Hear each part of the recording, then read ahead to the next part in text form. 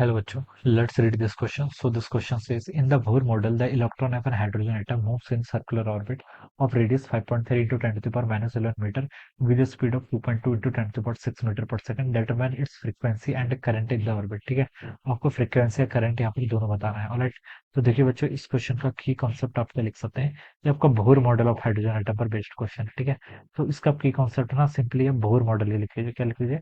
Bohr model. This will be the key concept of this question. ठीक है, Bohr model में देखिए electron आपका न्यूक्लियस के चारों ओर सर्कुलर ऑर्बिट में मूव करता है. ठीक है, सर्कुलर ऑर्बिट की रेडियस गिवन कर रखी है कितनी? 5.3 into 10 to the power minus 11 metre के इक्वल. ठीक है, विद स्पीड, स्पीड भी गिवन कर रखी है कितनी आपकी? 2.2 into 10 to the power 6 metre पर सेकंड के इक्वल. ठीक है, आपको यहाँ पर से क्या बताना है? फ्रीक्वेंसी एंड करंट बताना है.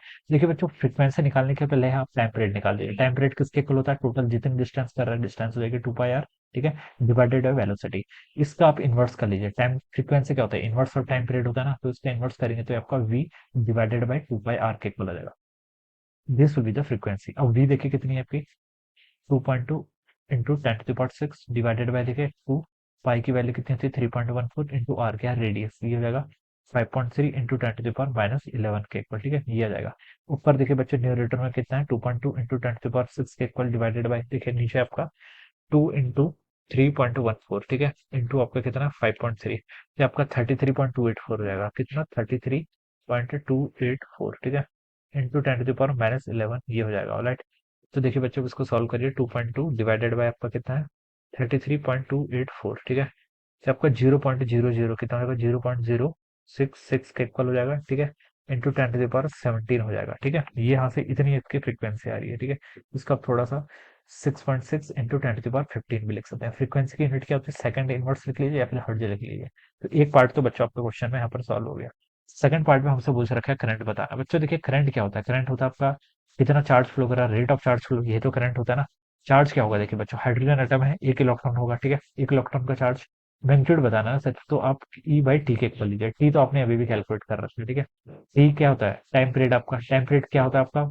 1 ओवर टाइम है ना, E divided by E into 1/t. 1/t को तो मैं फ्रिक्वेंसी लिख सकता हूँ, तो ई इंटू एफ कर लीजिए, बस सीधा सा. ठीक है, ई क्या? Charge of electron. ठीक है, 1.6.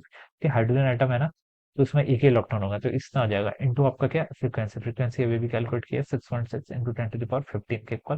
तो यहाँ से आपकी करंट पे जाएगी. ठीक है, तो देखिए इसको कैलकुलेट कर लीजिए. 1.6 इंटू 6.6, तो आपका 10.56 आ रहा है. कितना आ रहा है? 10.56 इंटू कितना? 10 टू द पावर माइनस 4 के इक्वल हो जाएगा. ऑलराइट, ये आ जाएगा इतना कि आपका एम्पियर में 1.6 into 10 to the power minus 19 और 6.6. ठीक है, अ, ठीक है, इतना आ जाएगा. So this must be the current. ये क्या जाएगा? 10.56.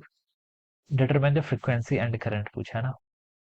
ठीक है, इसको देखिए हम ऐसे भी लिख सकते हैं. ठीक है, ये हो जाएगा आपका मिली एम्पियर में करना है ना, इसको मिली में कन्वर्ट करना है इसको, तो 1.056 लिख लीजिए. ठीक है, इंटू 10 माइनस 3 एम्पियर, या फिर उसको मिली एम्पियर लिख लीजिए. ठीक है, तो ये इसका राइट आंसर हो जाएगा. This should be the answer.